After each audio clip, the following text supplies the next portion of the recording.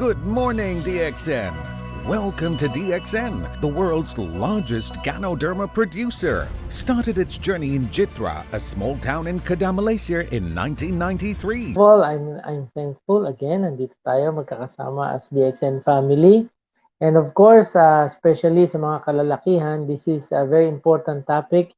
Yung prostate, especially if you're aging beyond or at the age of 50 and beyond, may malaking concern to. And probably even the younger ones, the older ones, concerned lahat tayo mga lalaki dito sa prostate. Although ang mga babae wala silang prostate, but of course, sabi nga ni Ma'am Eileen, may kapatid ka, maaaring may kapatid ka, may kaibigan ka, may boyfriend ka, may tatay ka, o meron kang kamag-anak na maaaring ito ay magkaroon ng interest. But of course, as what we call ambassadors of health, kasi sa akin, ang paniwala ko, we at DXN, we are ambassadors of health because our products are all geared towards health. So ito po yung pagkakataon na yung ating produkto ay magamit natin para makatulong para sa mga anumang problema sa kalusugan, kagaya nitong prostate.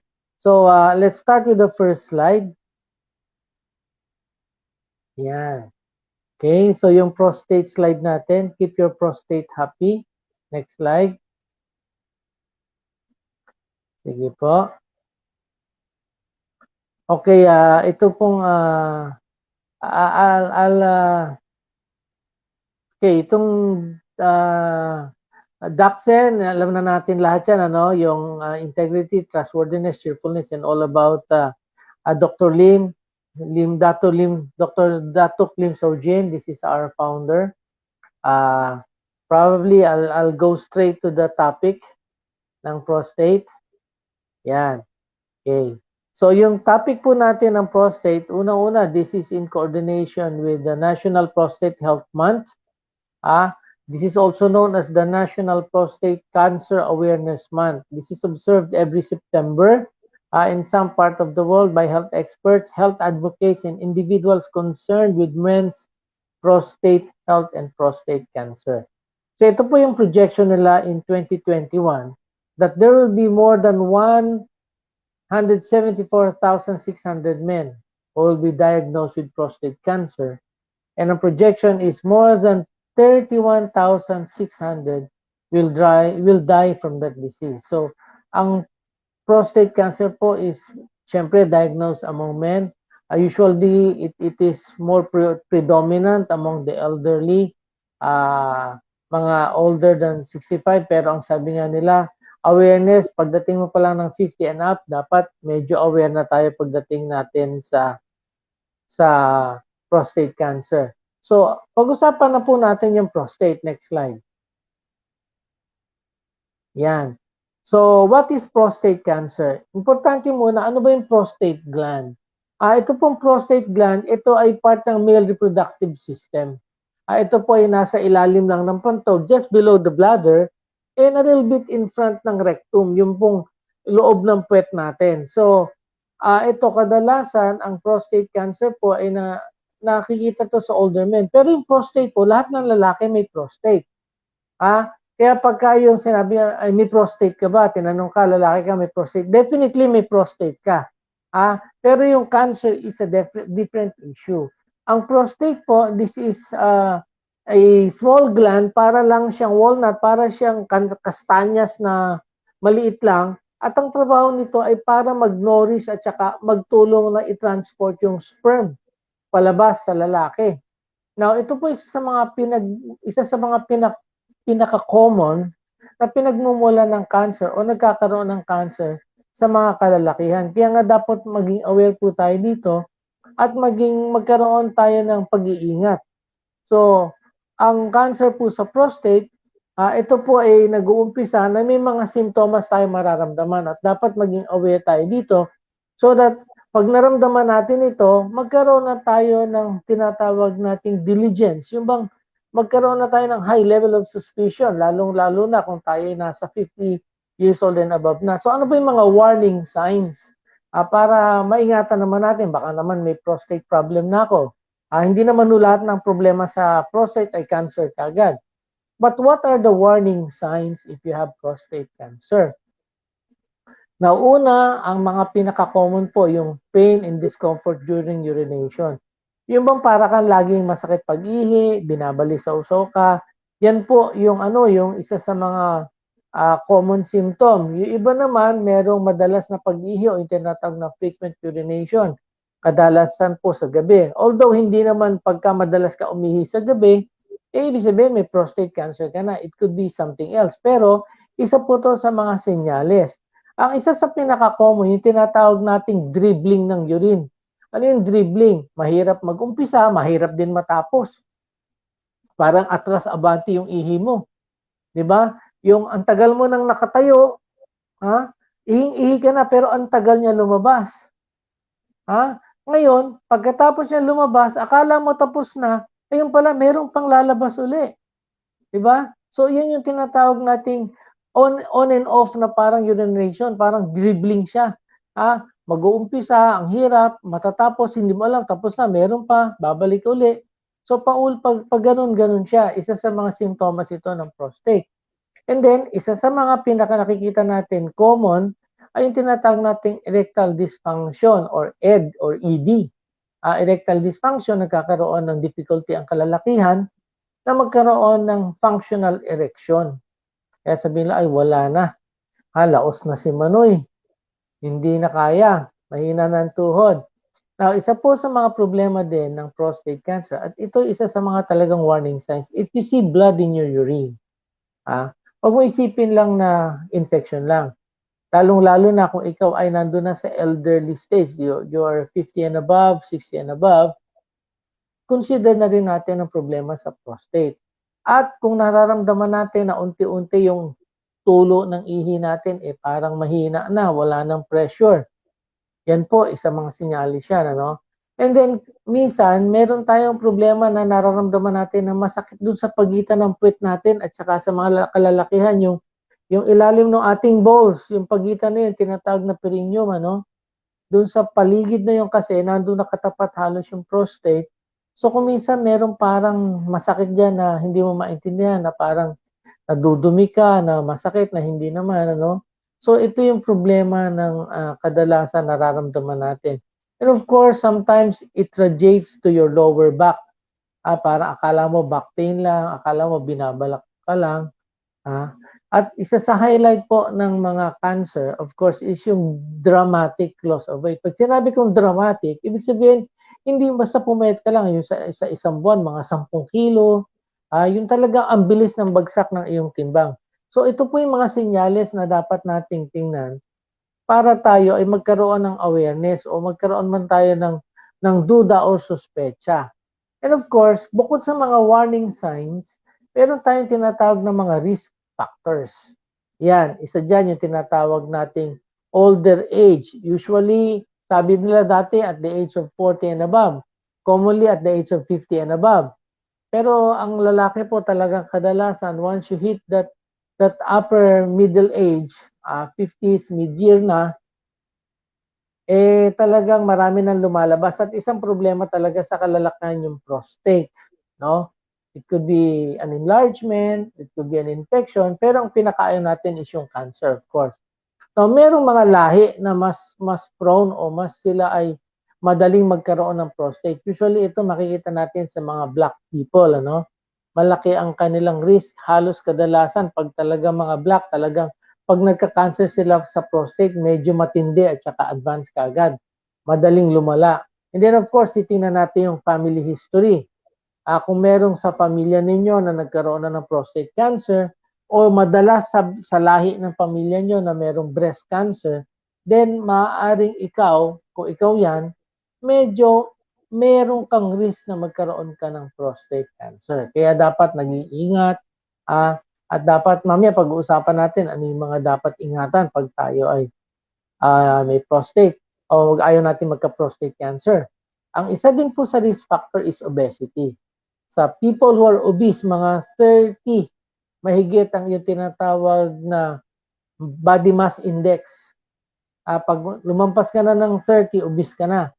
So, based on statistics and study, pagka daw nasa obese, mas malaki ang ang tendency na magkaroon tayo ng prostate problem. Actually, kung titan niyo po, ang obesity is one of the biggest problem nowadays. Hindi lang prostate cancer ang pwede mangyari sa yan, pati sa mga sakit sa puso, high blood, diabetes, lahat ng yan. Isa sa mga risk factors ang obesity. But in case of our prostate cancer awareness, obesity din po ay isa sa mga risk factors na pwede tayo magkaroon ng cancer. Ano pa ang pwede nating tingnan?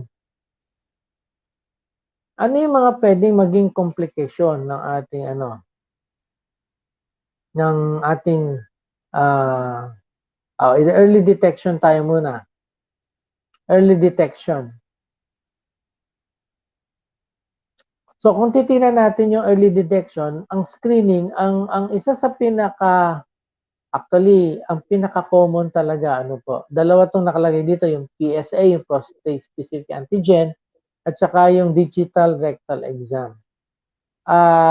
Sa mga doktor po, yung digital rectal exam, ito po ay talagang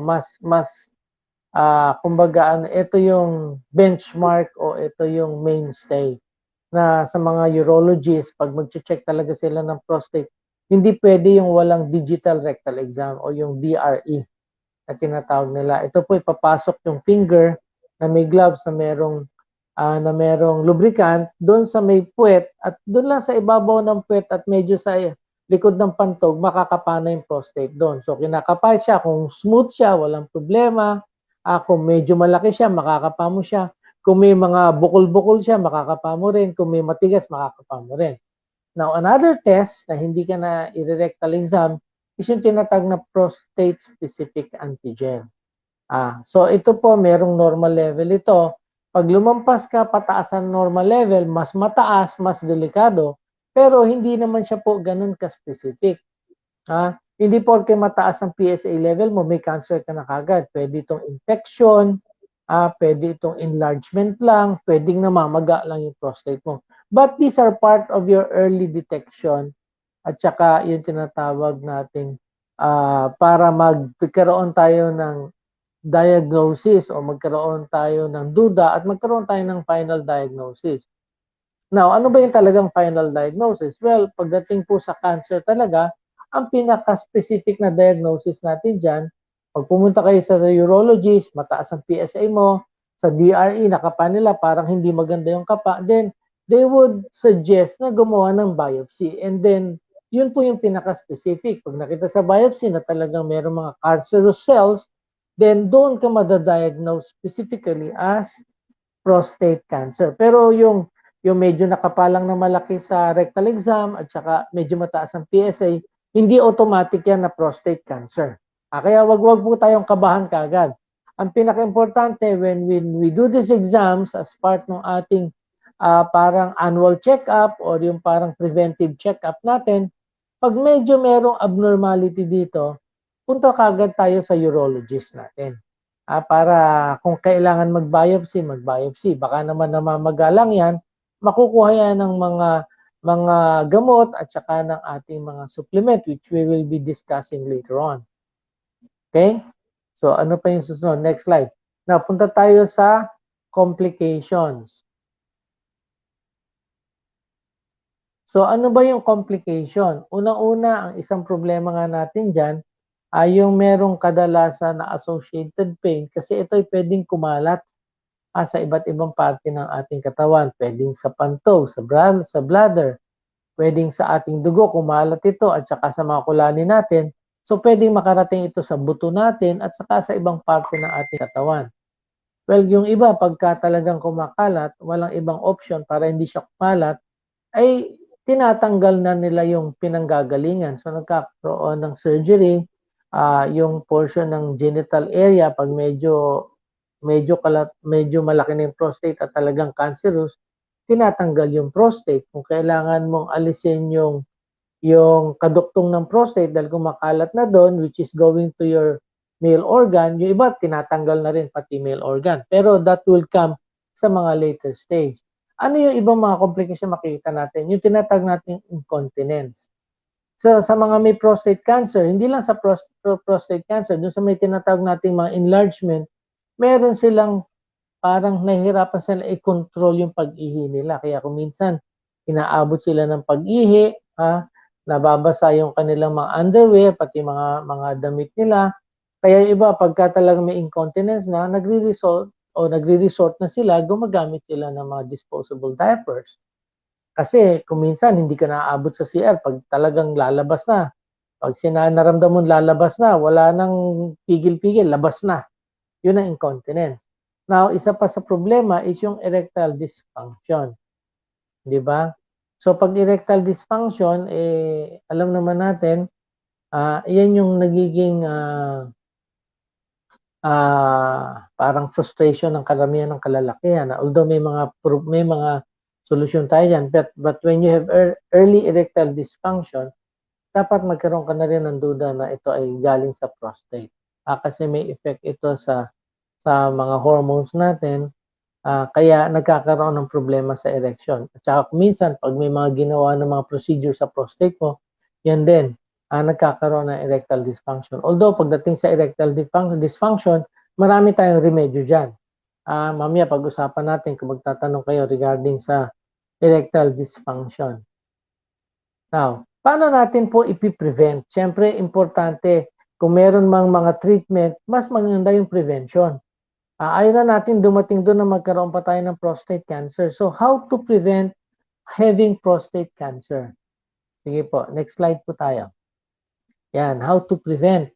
So, unang-una is a healthy diet full of fruits and vegetables. So, ito po, dito pumapasok yung tamang pagkain natin. Ano po? Talagang po sa ating buhay, hindi natin pwedeng iiwasan sa pagkain yung prutas at saka gulay.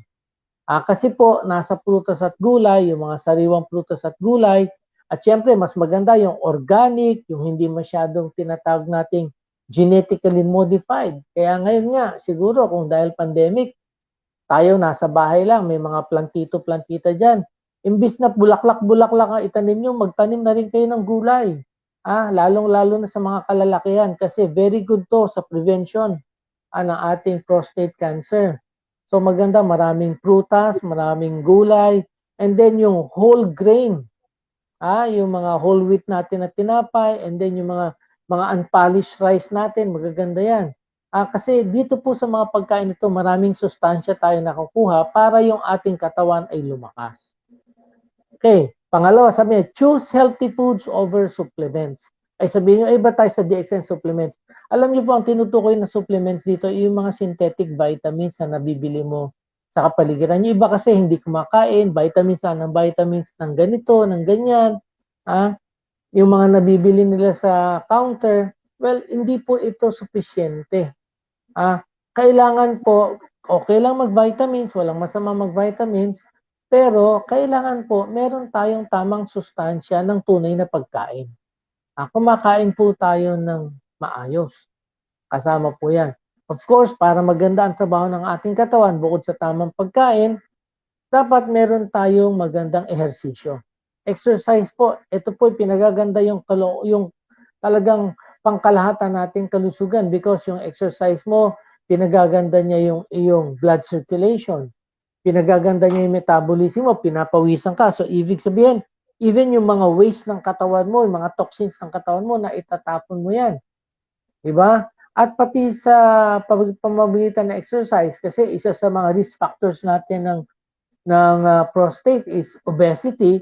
Through regular exercise, pwede nating matulungan ma-maintain yung ating tamang timbang. So, ang exercise po nakakatulong sa pangkalahatan natin na kalusugan yan. Of course, isa sa mga highlight po is to maintain a healthy weight. Dito po talagang malaking problema ngayon. Ang kalusugan po kasi talaga at saka yung tamang timbang, magka-partner po yan. You cannot be healthy na hindi healthy ang iyong timbang. Kailangan po talaga mag-strive tayo dito because hindi po natin pwede neglect yan kasi marami pong naka-attach na problema pag tayo ay overweight at saka obese. Lalong-lalo na po obese. Kasama na po dyan yung mga sakit sa puso, rheuma, back pain, and of course yung mga malignancies, cancer, hindi lang prostate. Basta po tayo obese, marami pong kaduktong na problema yan. So isa sa mga highlight po talaga ng magandang kalusugan, preventing prostate cancer and even other diseases, ayon po magandang kalusugan ng ating timbang. And of course, kung talagang may mga nararamdaman na po tayo, nakita natin itong mga senyalis na to na nasa atin, ito po yung pagkakataon. This is the time that you should talk to your doctors. Ano? So, para tayo ay mabigyan ng tinatawag na kaliwanagan, ma-enlighten tayo. Ano ba yung dapat mong gawin? Huwag kayong matakot kagad. Huwag kang maghanap kagad ng may cancer at tatanong may cancer. Kasi in this way, yung hindi talaga professional na tutulong sa'yo, baka mag-create lang ng fear. Bakit? Ayaw natin yan. Bakit? Meron kasi tayong mga paraan paano natin maiwasan bukod sa lifestyle. Yung pinag-usapan natin, physical activity, diet. Of course, isa sa mga issues, yung reduce stress. Kasi pag natakot ka na kagad, wala ka pang nararamdaman, natakot ka na, mas dadami yung nararamdaman mo. So, yun po ang problema kasi iba sa atin. We shop for advices at solicit advices doon sa mga ibang tao na hindi naman sila talaga qualified. Talk to your doctors. Huwag po kayo matakot sa doktor. Kasi po ang doktor, ang intention niyan is to really help you. Kung hindi kayo kontento sa isang doktor, hindi kayo ng second opinion. Importante po ay maging well-informed kayo. Of course, para hindi kayo kabahan, hindi kayo nervyusin. Kasi may mga paraan, lalong-lalo na po, ang prostate cancer, pag mas maaga mo siyang na-determine at nakita, mas malaki ang chance na ito ay maiaayos, na ito ay hindi makakasama ng susayong katawan. At yung sabi nga natin, siyempre, takot tayo sa cancer, baka mamatay tayo kagad. Then yung longevity, yung survival, mas malaki ang chance.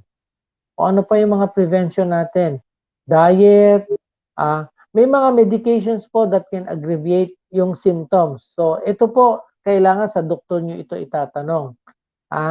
Mamaya siguro tatanungin nyo, may mga medication ba yung pang mga erectile dysfunction? Pwede ba? Nakakalala po ba ng prostate yan? Mamaya sasagutin natin yan. Para medyo konting suspense muna. Okay? Maraming vitamins and minerals and other supplements. Well, itong mga supplements po na to, yung tinutukoy natin ay yung mga more on natural supplements kasi kailangan mo yung mga selenium, mga tinatawag nating antioxidants na yan, para yung genetics po natin at saka yung paninira ng cells natin ay maiwasan. Okay? So, for now, meron tayong, alam ko we have a film showing o a film clip para ipakita sa inyo. So, I'll give it back to our studio.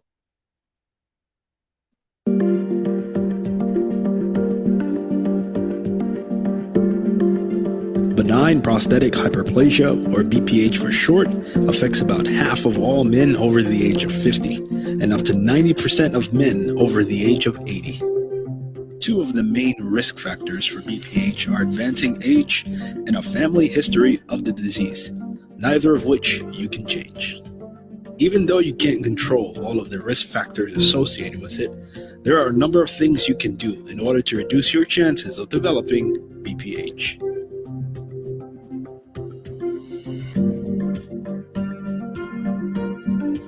Certain lifestyle changes may help to relieve symptoms of BPH. Some of these changes include eating a diet low in saturated and trans fats, avoiding caffeine, and also limiting the amount of fluids you drink in the evening.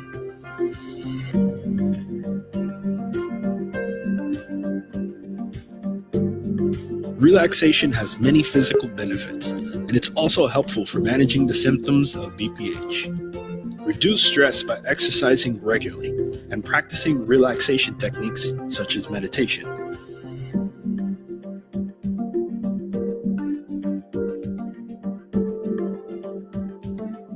The substances that prevent inflammation like vitamins, fiber, minerals, and antioxidants are available in vegetables and fruits.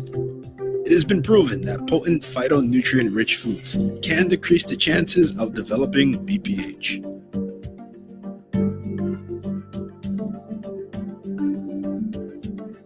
If you're taking prescription and over-the-counter medications such as antihistamines and decongestants, you should take the time to speak to your doctor about them, as many of them have been found to aggravate the symptoms of BPH.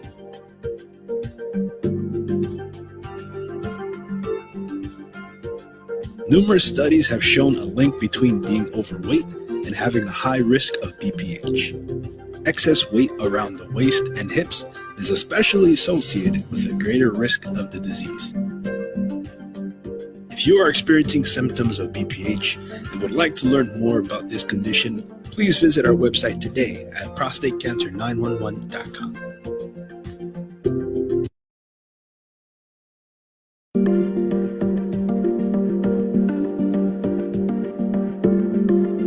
Benign prostatic hyperplasia, or BPH for short, affects about half of all men over the age of 50 and up to 90% of men over the age of 80. Two of the main risk factors for BPH are advancing age and a family history of the disease, neither of which you can change. Even though you can't control all of the risk factors,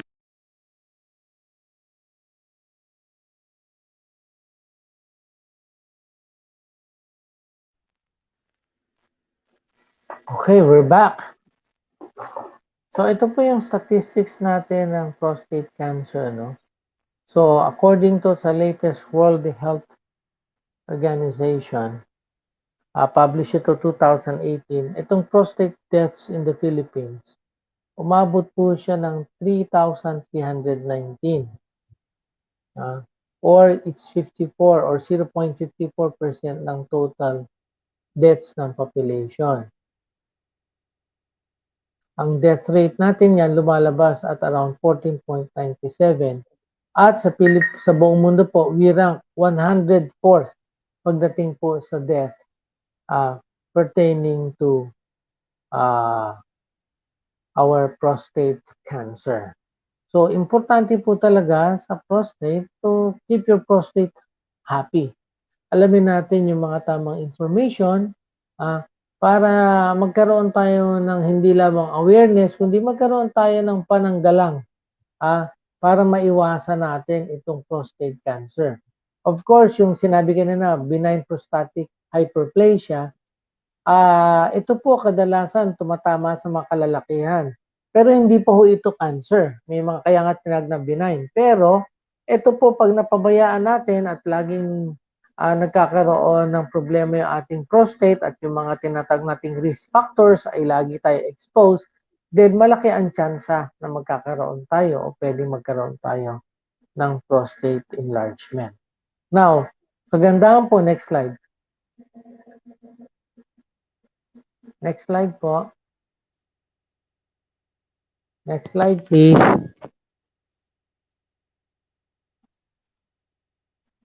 Yan. So, punta tayo sa mga DXN na food supplements, ano? So, kagandahan po sa DXN natin, sa food supplement, we are not only promoting health, but we are also promoting right nutrition. So, tingnan natin yung mga products natin. Marami tayong products sa DXN that can help us out. Kasi kung titingnan po natin, part of our prevention is isang malusog na katawan. Of course, so isa sa highlight ng ating products is yung ating RGGL, Ganoderma, which is regarded as the king of herbs. Of course, alam na natin lahat yan, di ba? Pinakamahusay, maganda ito para sa ating katawan. It contains lots of tinatag natin active ingredients. Nandiyan yung polysaccharides mo, nandiyan yung triterpenes mo, nandiyan yung adenosine mo, nandiyan yung organic germanium mo. Ano pong maitutulong sa atin ito? On top of all of this, yung mga adenosine, organic germanium na yan, yung polysaccharides yan, ang Ganoderma po natin is laced with vitamins and minerals. Kaya in terms of nutrition, meron po siyang pangtulong sa ating kalusugan, yung mga kakulangan ng ating mga kinakain sa araw-araw. Now, ay mga polysaccharides naman, ito ay nakakatulong magpalakas ng ating immune system. Kaya po importante ang ating immune system. Bakit po? Alam naman natin, yung ating mga kalaban na yan na nagkukos ng cancer ay maraming pinanggagalingan sa labas. Isa dito yung umaatake sa ating cells. Kaya importante na malakas ang ating immune system kasi ito yung defense ng ating cells Pag may mga cells na nagmumukhang cancer na, it is your immune system that takes over para bago pa siya maging cancer, aatakihin na siya ng ating immune system. So, importante, part of prevention is to maintain a healthy immune system. Now, ano pa? Meron tayong adenosine at saka triterpenoid sa RGGL natin. Anong ginagawa nito mga to? Well, your adenosine and triterpenoids, they are both anti-inflammatory in nature. So, kung may mga problema ng inflammatory process, gawa ng infection, gawa ng trauma, o gawa ng ibang mga tinatawag nating mga nakakalason sa katawan, mga toxins, then your adenosine and your triterpene can help na i-prevent itong inflammatory process na to. At may maganda pa yung organic germanium. The organic germanium is a very, very strong antioxidant. Bakit kailangan natin ng antioxidant? Kasi po, yung mga panira ng cells natin, yung radiation, yung chemicals, alam niyo po, what we eat affects also our prostate. Kaya nga importante yung nutrition eh. Kaya kung tayo ay puro mga taba, puro tayo ay kain ng mga processed food, yung sustansya po ng katawan natin ay kulang. At dahil po may mga chemical na to, na pumapasok sa ating katawan, umiikot sa ating dugo, itong chemicals na to can cause destruction ng mga cells natin at pwedeng kasama yung prostate dyan. So, importante po, meron tayong malakas na antioxidant para kontrahin itong tinatawag natin mga free radicals na to, mga panirang chemicals sa ating katawan.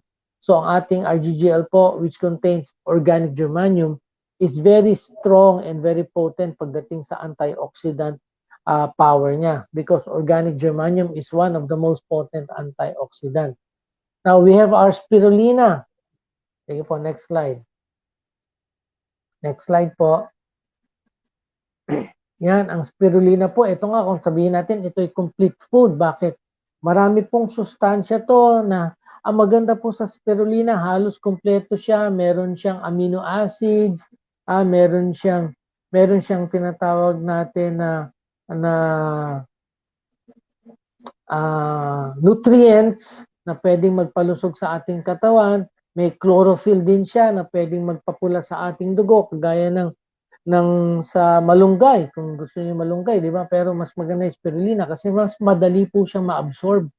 Mabilis siyang makuha ng ating katawan, madali siyang magamit ng ating katawan. At ang maganda po sa spirulina, kagaya ng advice sa atin for prevention ng ating prostate cancer, is that yung sustansya po ng katawan natin. At ang maganda po sa ating spirulina, it nourishes us without giving us extra calories kasi high in nutrition but low in calorie.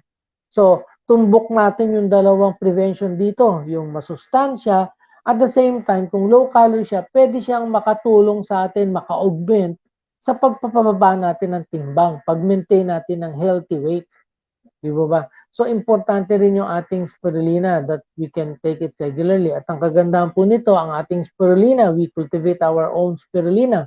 Kasi po, importante ang source ng spirulina. Hindi lahat ng spirulina pantay-pantay. Malaki po ang diferensya pag ang spirulina mo ay well-cultivated, walang mga tinatawag nating mga heavy metals, contaminants, na pwedeng makapagpadagdag o makasira sa purity ng ating spirulina. Tayo po ay talagang malinis na malinis, walang pesticides yan, walang herbicides, walang chemicals, nakahalo yung ating spirulina. Next, we have our cordyceps. Now, ang cordyceps sinensis po, ito po ay unang-una paganda para sa energy. Lalong-lalo na po, nakikita nyo naman, ang tinatamaan ng prostate ay kadalasan yung elderly na. 50 years and above sa benign prostatic hypertrophy at saka sa cancer, usually mga 60 years old. So, yung ganyan, para ma-maintain natin ang healthy lifestyle, we need to have that energy and endurance. At maganda po ang oxygenation natin pag tayo ay nagko-cordyceps. Importante po yan kasi yung oxygen po, ito yung pinaka nagpapatakbo, nagpapagana sa ating cells. Without oxygen in our cells, wala tayong generation ng energy. So, importante po ang cordyceps sa ating katawan. We can use this to help energize our body.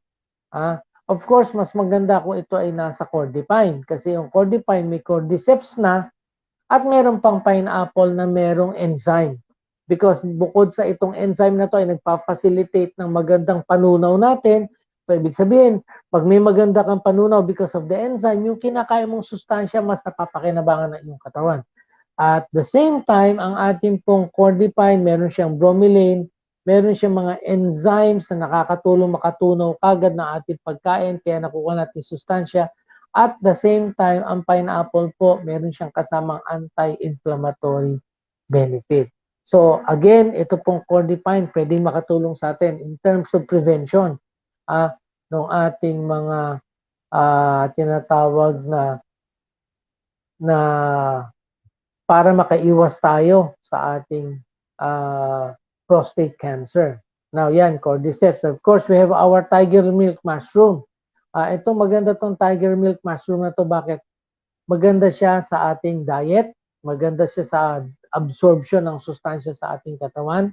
And hindi lang po yan, maganda siya sa weight loss kasi may mga studies dito na meron siyang tinatawag na fat burning effect. At makakatulong din po siya pagdating sa mga antifungal, antibacterial benefit niya. So, yung ating tiger's milk together with your pineapple, yung lignopine. Again, ito po, nai-enhance po yung benefit natin from our tiger's milk because with the pineapple, with the natural enzyme, mas maganda po ang absorption. Maganda na ang tulong ng absorption ng ating lignospirus. Maganda pa rin ang tulong nito pagkakasama na yung ating pineapple. May lignopine tayo. So kung titingnan po natin, marami pa po tayong products sa DXN that we can use. Actually, gusto ko isama din yung virgin coconut oil natin. If you're not using virgin coconut oil, aside from this product, isama nyo po siya. Together po, itong mga produkto na to nakakatulong sa proteksyon, pagpapalakas ng ating immune system. Nakakatulong po to sa anti-inflammatory kasi halos lahat po sila ay anti-inflammatory. Nakakatulong po sila sa ating pag-control ng timbang kasi lalong-lalo na yung mga spirulina mo at saka itong lignopine natin. Bukod sa absorption ng nutrients, meron po silang effect lalong-lalo na yung fat burning. Now, dagdag ko pa ho yung spirulina natin. Meron pa rin ho itong effect sa ating mental stress. Kasi kung i-reviewin nyo po yung ating discussion ng spirulina, isa sa benefit ng spirulina ay nakakatulong siyang magkaroon ng mas magandang mental, yung tinatawag nating relaxation. Yung mga mood disturbances. Nakakatulong po ang spirulina dyan. So, ito po mga products na to, all together combined, meron po siyang holistic benefit. Siyempre po, hindi lang tayo magre-rely sa product. Kasama po dyan ang yung ating lifestyle. Kailangan po may exercise. Kailangan din po may pahinga. Kasama po sa stress management natin ay yung tamang pagtulog. Ito kadalasan nanineglect natin. We should really deliberately give enough time to sleep. Kasi po, paano magre-recover yung ating katawan? Paano magre-regenerate yung ating cells, paano magre-re-energize yung ating katawan, walang pahinga.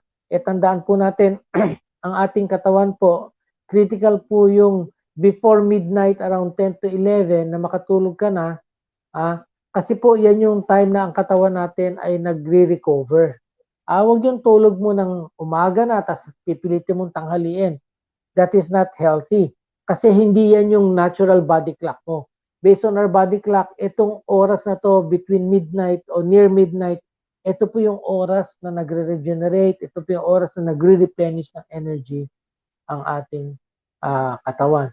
So, with the help of our information, with our products, tayo po, mga kalalakihan, sabi nga, should keep our prostate healthy and help prevent and help detect itong prostate cancer. So, kaya po natin ginagawa itong mga seminars na to so that we can be well-equipped, well-educated, at saka magkaroon tayo ng awareness.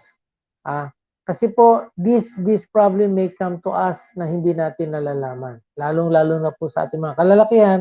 At sa mga kababaihan po, if you are concerned with the men in your lives, tatay mo, kapatid mo, asawa mo, boyfriend mo, kahit kaibigan mo lang, importante rin, we can advise them and help them out. Sabi nga, prevention is better. An ounce of prevention is better than a pound of cure. So, dito po, I hope na meron tayong natutunan. I hope meron tayong naidagdag sa ating kalaman. I think we have a few minutes or a few moments for Q&A. So, salamat po ng marami. Again, it is my pleasure and it is my pleasure, it is my privilege to be with you. Good morning, DXN.